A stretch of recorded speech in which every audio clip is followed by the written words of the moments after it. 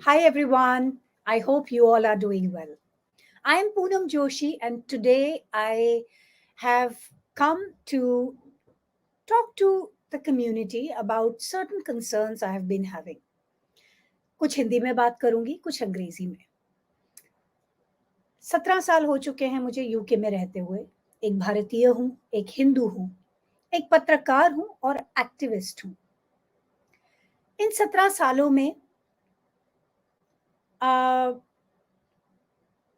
बहुत जगह जाने का मौका मिला, बहुत लोगों को मिलने का मौका मिला, बहुत इवेंट्स अटेंड करने का मौका मिला, क्योंकि पत्रकारों का काम ही यही होता है, अलग अलग जगह जाना, लोगों से मिलना और न्यूज़ इकट्ठी करना। आज मैं बात करने वाली हूँ हिंदू फोरम ऑफ ब्रिटेन की। ये एक ऐसी ऑर्गेनाइजेशन है जो अपने आप को अम्ब्रेला ऑर्गेनाइजेशन कहती है और कहती है कि इनके अंडर 300 हिंदू ऑर्गेनाइजेशंस हैं।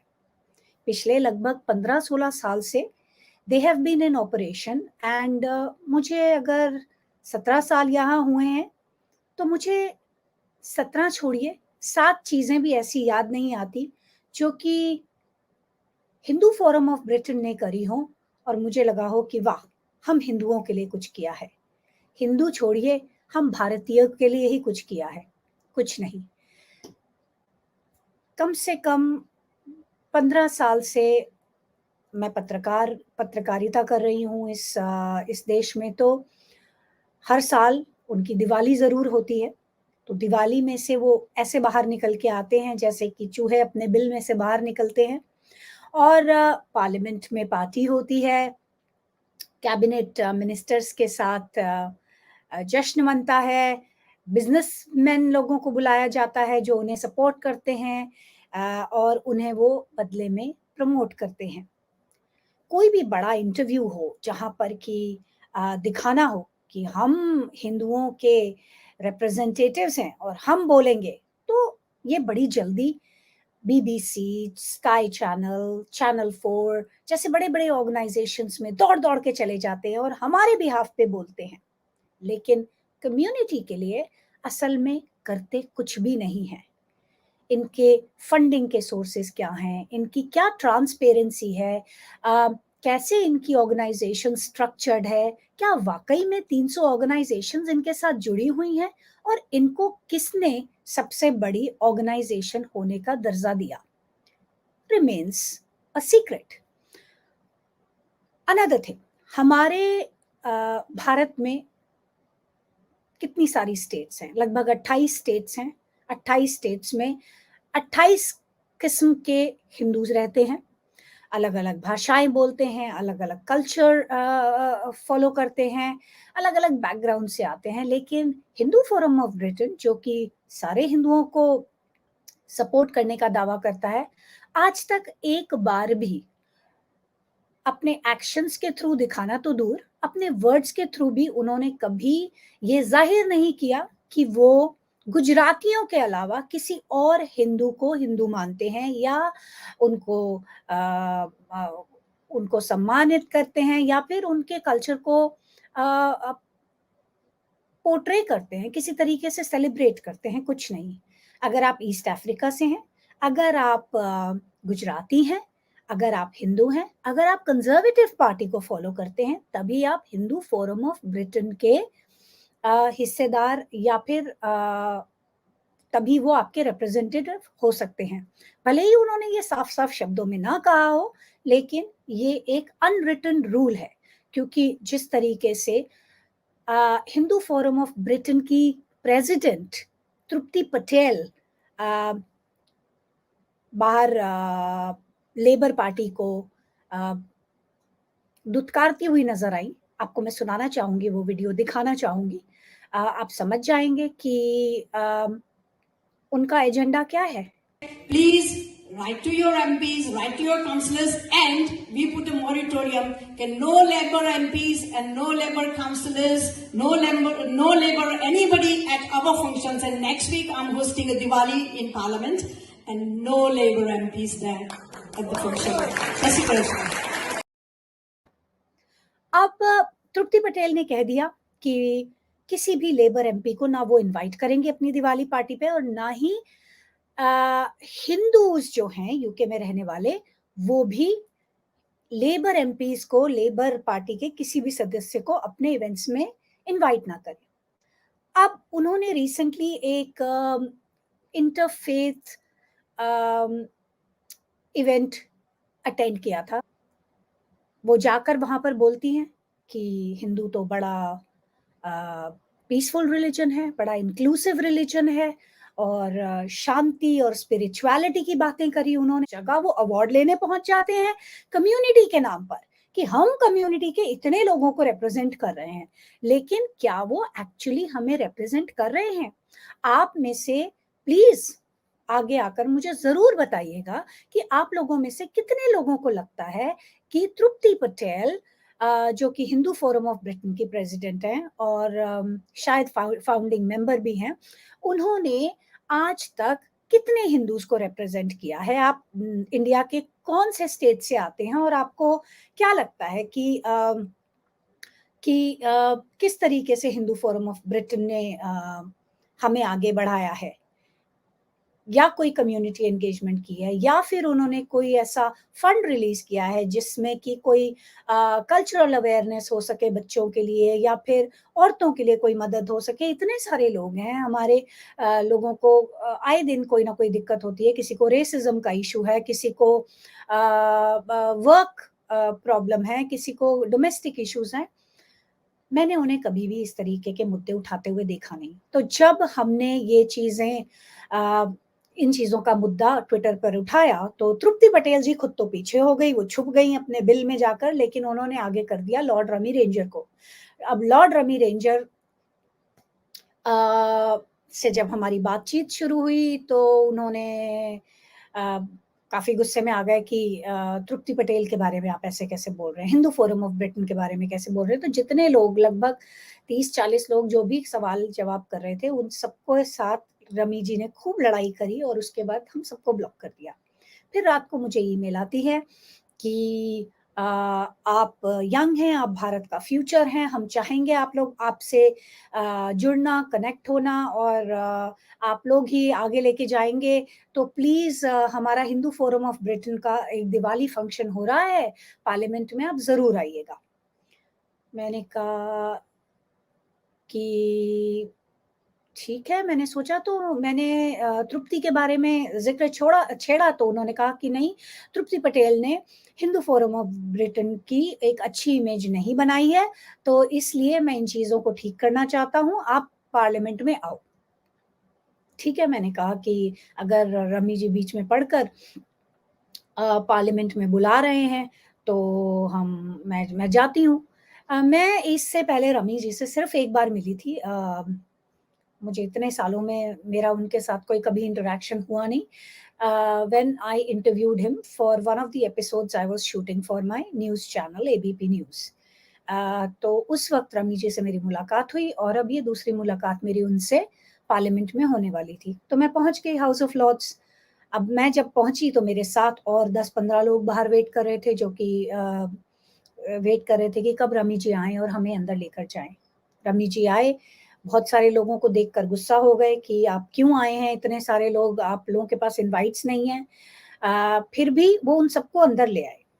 उन सबको अंदर लाने के बाद, सिक्योरिटी वगैरह क्लियर होने के बाद, मैंने देखा कि रमी जी उनके ऊपर चिल्लाने लगे, जोर जोर से चिल्लाने लगे। उनमें कई डॉक्टर्स थे, कोई इंजीनियर था, कोई बिजनेसमैन था, कोई बिल्डर था, कोई कुछ था, मतलब कम्युनिटी के अच्छे रिस्पेक्टफुल लोग वहां पर पहुंचे हुए थे दिवाली का वो फंक्शन अटेंड करने, जो कि हिंदू फोरम ऑफ ब्रिटेन मना रहा था in through Lord rummy ranger.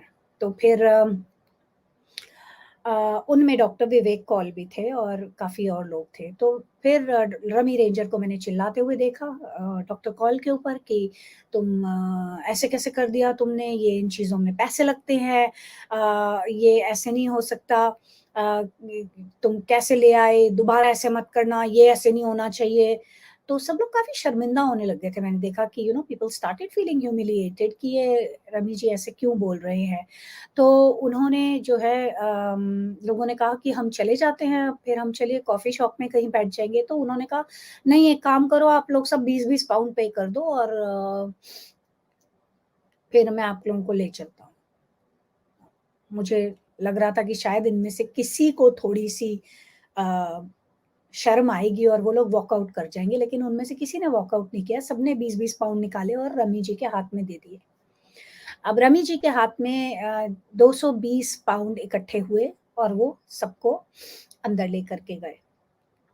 उनका ये बिहेवियर देखकर मैं थोड़ी-सी हैरान हुई, क्योंकि अगर वो वाक़ई हिंदू फोरम ऑफ ब्रिटेन के को-फाउंडर हैं और हिंदुत्व की इतनी बातें करते हैं, हिंदुइज़्म की, तो हमारा एक प्रिंसिपल है, अतिथि देवो भव, यानी कि गेस्ट इज़ गॉड। उसका पालन उन्होंने बिल्कुल नहीं किया और उसके बाद लोगों को इंसल्ट किया, उसको उनको अंदर ले गए और ऐसा भी नहीं था कि कोई बहुत ज़्यादा वहाँ पे खाने-पीने का इंतज़ाम था कि भई कोई खाना खाने आ गया। चलिए, लोग अंदर गए और मैंने कुछ लोगों को देखा कि वो 15-20 मिनट में ही वापस चले गए। मैं जब अंदर गई तो मैंने देखा वहाँ पर कुछ स्पीचेज़ हो रही थी, बॉब ब्लैकमैन आए हुए थे और कुछ बिज़नेस मैन थे, कुछ जिनके बारे में तृप्ति पटेल स्टेज पर चढ़कर बढ़-चढ़कर बोल रही थी। अब हर कोई किसी न किसी तरीके से कनेक्टेड होता है, तो ये वही चीज़ हो रही थी कि आई scratch yours, you scratch mine, कि ए आप मुझे बढ़ावा दीजिए, हम आपको बढ़ावा देंगे। वहाँ पर वर्षा मिस्त्री भी आई हुई थी, जो कि मेट हिंदू एसोसिएशन की इस वक़्त चेयरमैन नहीं है, लेकिन फिर भी वो हर जगह आगे होकर वही जाती हैं मेट हिंदू एसोसिएशन को रिप्रेज़ेंट करने। और जब वर्षा मिस्त्री तृप्ति पटेल के इवेंट में आती है, तो तृप्ति पटेल उनको अवार्ड देती हैं और वो जब वर्षा मिस्त्री के इवेंट में जाती है, तो वर्षा मिस्त्री उन्हें अवार्ड देती है। इसी को बोलते हैं आई scratch yours and you scratch mine. तो यही हो रहा था वहाँ, लेकिन मुझे इन चीज़ों से कोई फ़र्क नहीं पड़ता। मैं तो वेट कर रही थी कि कब रमी जी तृप्ति जी से मेरी बात करवाएँगे। इस बीच में मैंने देखा कि एक मैगज़ीन लॉन्च की गई। दिवाली मैगज़ीन उसे कहा गया, उसको लॉन्च करवाया गया बॉब ब्लैकमैन के हाथों। और वहाँ पर कुछ लोगों को मैंने देखा उनकी प्रेस और मुझे ध्यान आया कि इन लोगों को मैं पहचानती हूँ, कि इनके बारे में मैंने कहीं न कहीं देखा है। फिर मैंने थोड़ा-सा अपनी मेमोरी दौड़ाई तो मुझे ध्यान आया कि ये तो नित्यानंदा के रिप्रेजेंटेटिव्स हैं। अब आप शायद नित्यानंदा के बारे में जानते होंगे, शायद नहीं भी जानते होंगे। ये नित्यानंदा एक कल्ट ऑर्गनाइज़ेशन है, जो कि आपने गुरु के वीडियोज़ देखे होंगे, जो कि बहुत ही बेकार और पागलों वाली बातें करता हुआ सुनाई देता है। Develop a proper phonetic, linguistic, capable vocal cord for monkeys.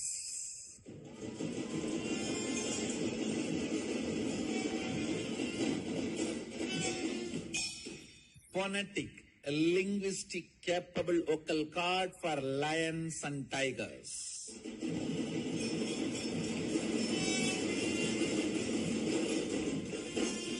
We are going to have bulls and cows which will talk to you very clearly, legitimately in Sanskrit and Tamil.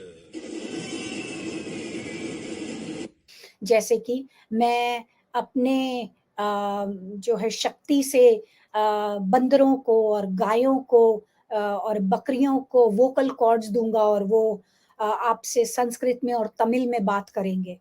और वो और भी कई बेकार की बेहुदी बातें करता है वो नित्यानंदा। और नित्यानंदा इंडिया से भागा हुआ है, यानी कि भगोड़ा है, एब्सकॉन्डर है। उसके ऊपर चार्जेज़ हैं रेप के, किडनैपिंग के, चाइल्ड एक्सप्लॉइटेशन के, सेक्सुअल एक्सप्लॉइटेशन के, किडनैपिंग के और जाने क्या-क्या। French government is also after him, क्योंकि उन्होंने वहाँ पर फ्रांस में भी कोई बड़ा फ्रॉड किया है। नित्यानंदा अपने आप को भगवान कहता है, अपने आप को भगवान मानता है, तो ये जो है एक तरीके का हिरण्यकश्यप है, जो कि अपने आप को भगवान कहता है मैं भगवान हूँ, मैं शिव हूँ, शिव का अवतार हूँ। बहुत ही भद्दा लगता है, भगवान शिव की तरह उनके पैरों की धूल के बराबर भी नहीं लगता।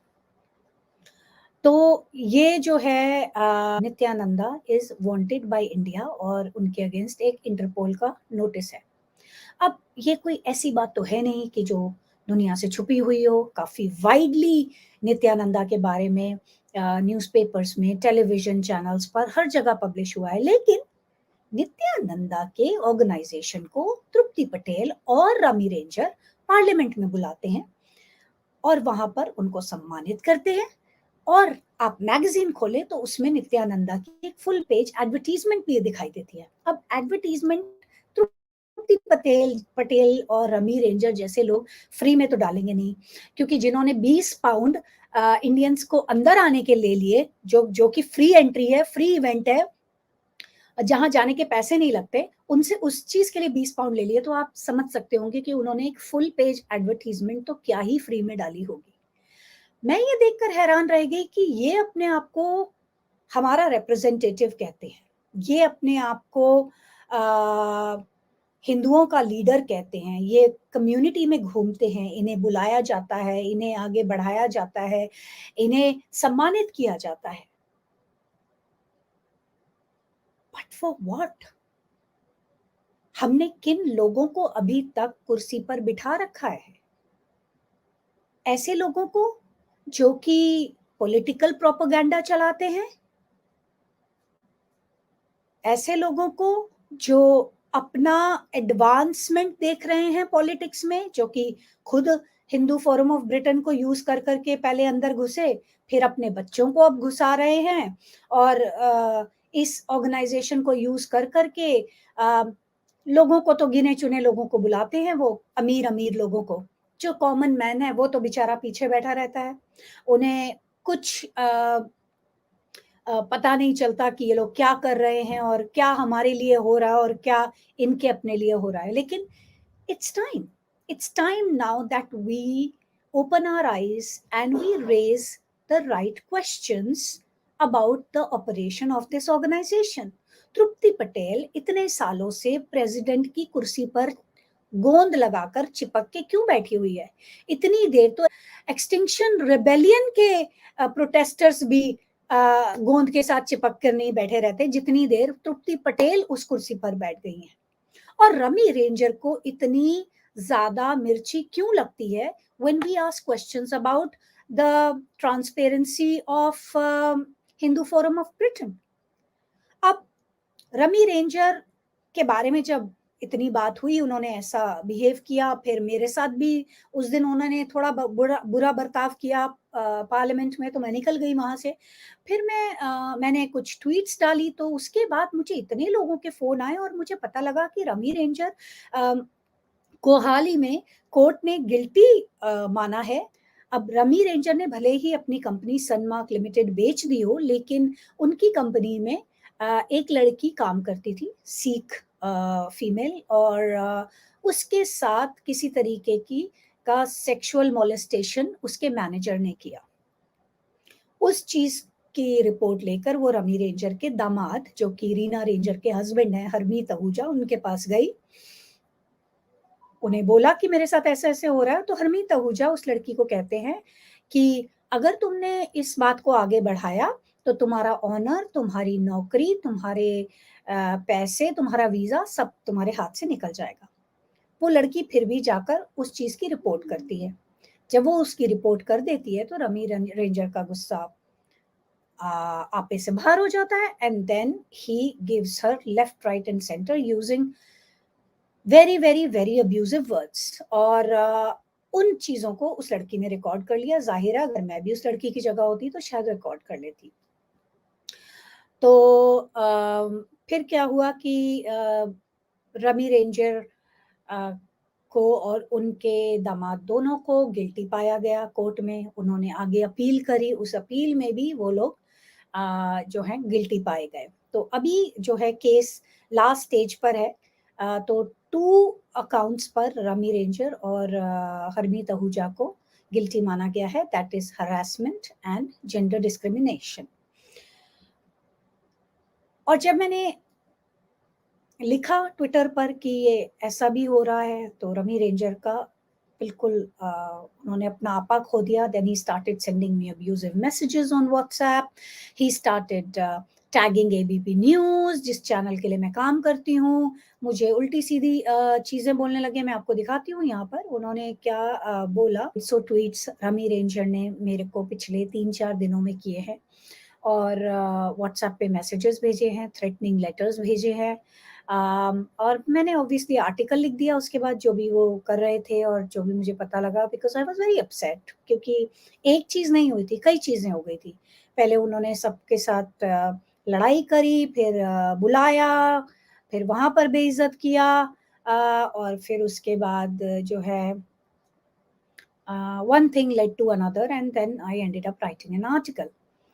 एंड इस बात से रमी रेंजर काफ़ी ज़्यादा नाखुश हैं. ज़ाहिर-सी बात है, कोई भी नाखुश होगा अपने बारे में इस तरीके की चीज़ें, चाहे वो सच ही क्यों ना हो, पढ़कर थोड़ा-सा बुरा तो लगता है. लेकिन rummy ranger has lost all his decency. काफ़ी गंदी-गंदी मेरे को चीज़ें वो लिखते रहे. मेरे हस्बैंड को टैग करना शुरू कर दिया, जो कि खुद जर्नलिस्ट हैं. जब उनका बस नहीं चला, so he started also tagging my husband. Then he started writing that my husband has been reported for domestic violence and I feel sorry for the poor chap. मेरे को दया आ रही है, पूनम की किससे शादी हुई हुई है. वही होता है ना कि जब आप लोग एक जर्नलिस्ट का, एक कैंपेनर का मुंह नहीं बंद कर पाते और तो फिर आप उसकी फैमिली पे अटैक करना शुरू कर देते हैं. आप उनके बारे में कुछ भी बकवास लिखना शुरू कर देते हैं. And that is a showcase of their character, not mine, because मैंने तो अपनी जॉब कर दी, मैंने तो सच लिख दिया आर्टिकल में. लेकिन रमी जी इस तरीके की बातें लिखकर केवल अपना ही जो है नाश कर रहे हैं. यही शब्द यूज़ करूँगी क्योंकि कई लोग देख रहे हैं कि उनको कई लोग फॉलो करते होंगे और इतने सालों में कई लोगों ने उनको एक अपना आइडियल भी माना होगा. काफ़ी रिस्पेक्टेड आदमी माने जाते थे और जाते हैं कम्युनिटी में. और जो चूँकि वो कहते हैं कि मैंने कम्युनिटी के लिए बहुत काम किया है, तो मुझे तो ऐसा उनका कोई काम नज़र नहीं आया. हाँ, उन्होंने 1.5 मिलियन पाउंड ज़रूर डोनेट किए टोरी पार्टी को अपने लॉर्डशिप के लिए, पियरेज के लिए, तो वो ज़रूर किया. और वहाँ पर जब उनको पियरेज मिली तो उन्होंने काफ़ी लंबा-चौड़ा भाषण भी दिया, जिसमें कि ज़्यादातर बातें उन्होंने वुमेन एम्पावरमेंट के बारे में करी. अब ख़ैर कहते हैं ना कि बातें तो कोई भी कर लेता है, लेकिन जब एक्शन का टाइम आता है, तब पता चलता है कि किसी की बातों में, किसी के शब्दों में कितना वज़न है. तो वो नज़र आ गया रमी जी के साथ मेरे जो 2-3 दिन इंटरैक्शंस हुए, उसमें नज़र आ गया कि वो औरतों को कितना इज़्ज़त करते हैं और कितना उनको वैल्यू देते हैं. और घर में 3-3 बेटियाँ और वाइफ़ होने के बावजूद बाहर अपनी, चाहे वो एम्प्लॉयी हो, चाहे वो कोई पत्रकार हो या कोई तीसरी हो, उनको किस तरीके से वो देखते हैं और किस तरीके से क्या उनको वैल्यू देते हैं. मतलब जो मेरा एक्सपीरियंस रहा है, उस हिसाब से मुझे यही लगा कि रमी जी को लगता है कि हर औरत जो है उसकी जगह उनके जूतों के करीब है. और हमारी हिम्मत कैसे हो गई कि हम खड़े होकर उनके बगल में खड़े होने की हिम्मत कर रहे हैं. बार-बार पूछते हैं कि तुम्हारी कितनी बड़ी जॉब है? तुम्हारे को कितने पैसे मिलते हैं जॉब में? तुम्हारा क्या बिज़नेस है? तुम्हारे पापा क्या करते थे? तुम्हारे पापा का नाम क्या है? मुझे बताओ, मैंने तो ये किया है, मुझे तो क्वीन से इतनी बार अवार्ड मिले, मेरे को तो मोदी जी से इतनी बारी मिला. मैं तो इस तरीके के. और he bombards you with his photos, his YouTube videos, his picture, कोई भी उनका प्रमोशनल मटीरियल हो, वो उसको भेजते रहते हैं. पर एक चीज़ वो कभी नहीं भेजते, the articles that a lot of newspapers in the UK have written about him, about how he got his peerage, कैसे वो दूसरी कंट्रोवर्सीज़ में इन्वॉल्व रहे, कैसे उन्होंने अपनी फीमेल एम्प्लॉयी को ट्रीट किया और कैसे वो केस हार गए हैं और किस तरीके से अ, उनको जो है उनका जो कॉन्डक्ट है वो कैसा रहा है.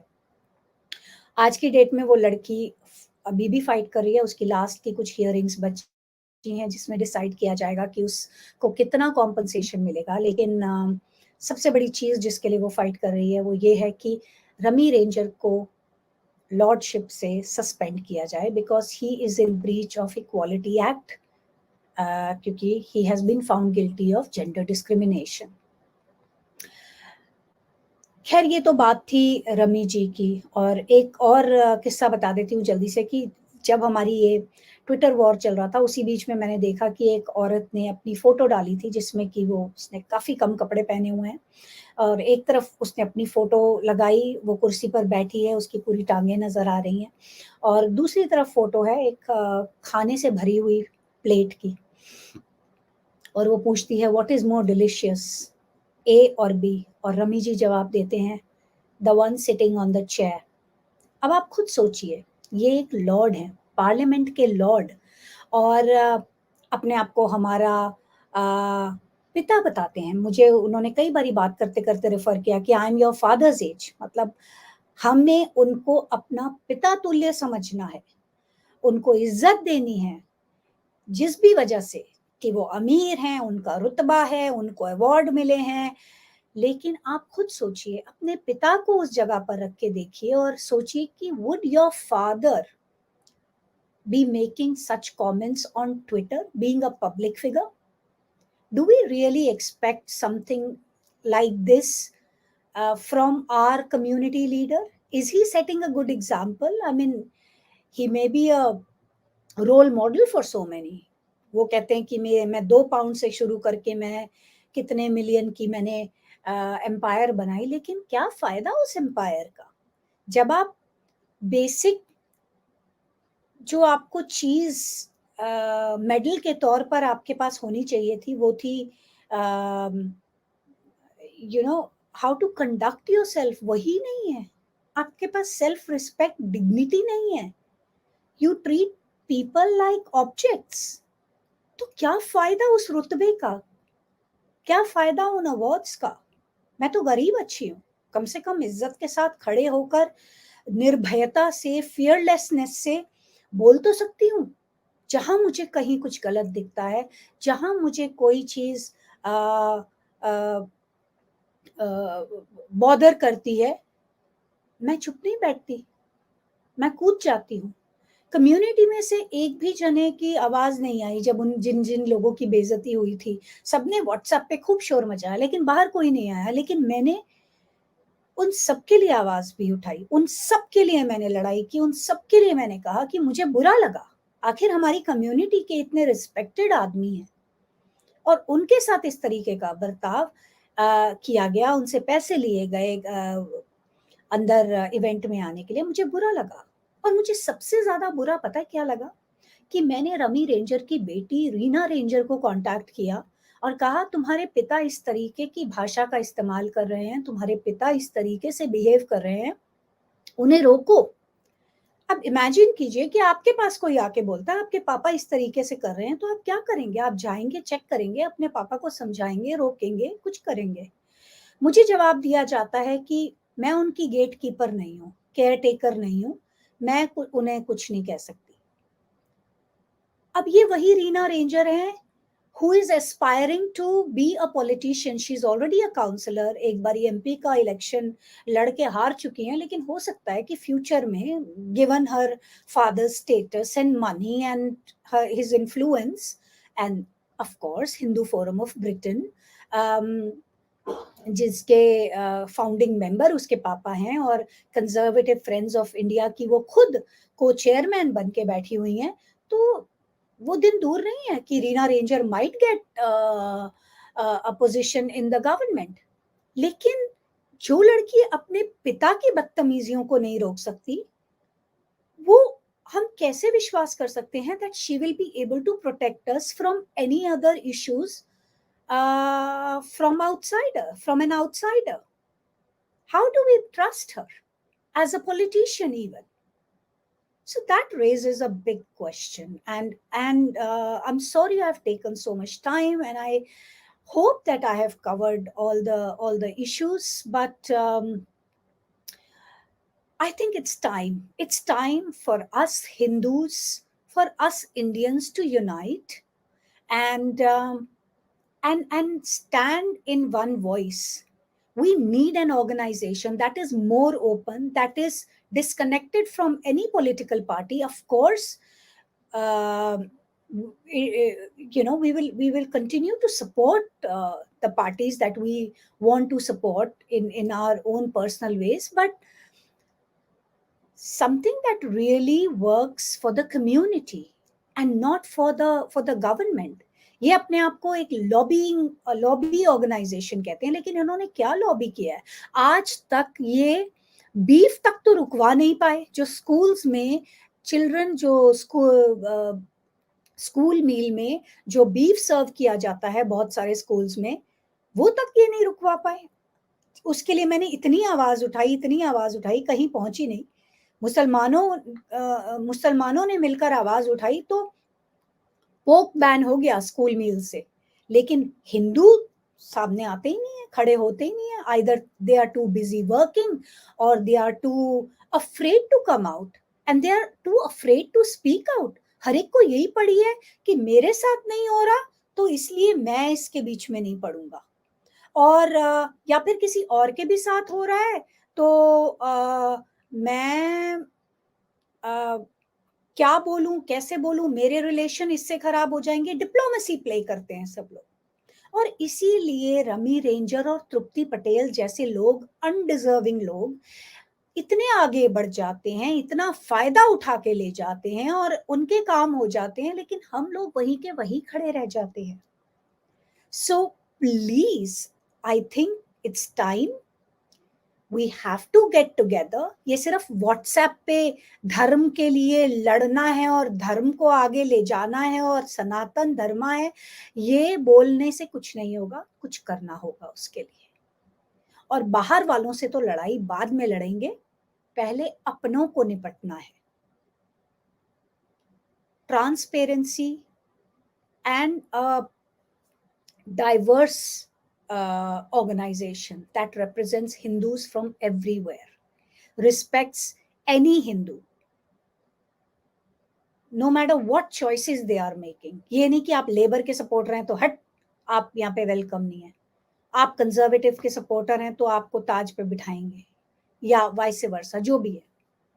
तो अगर आपको मेरी बातों में कोई भी चीज अच्छी लगी हो और कोई वैलिड पॉइंट मैंने रखा हो तो ज़रूर उसे आगे बढ़ाइएगा, और कोई बात अगर मैंने गलत कही हो या किसी की फीलिंग्स हर्ट हुई हो तो आई एम रियली सॉरी, माफ़ी चाहूँगी। ऐसी मेरी इंटेंशन बिल्कुल नहीं थी, लेकिन क्या करूँ, भगवान शिव ने मुझे बनाया कुछ इस तरीके का है कि जो मेरे मन में होता है वो मैं वैसे का वैसा बोल देती हूँ। तो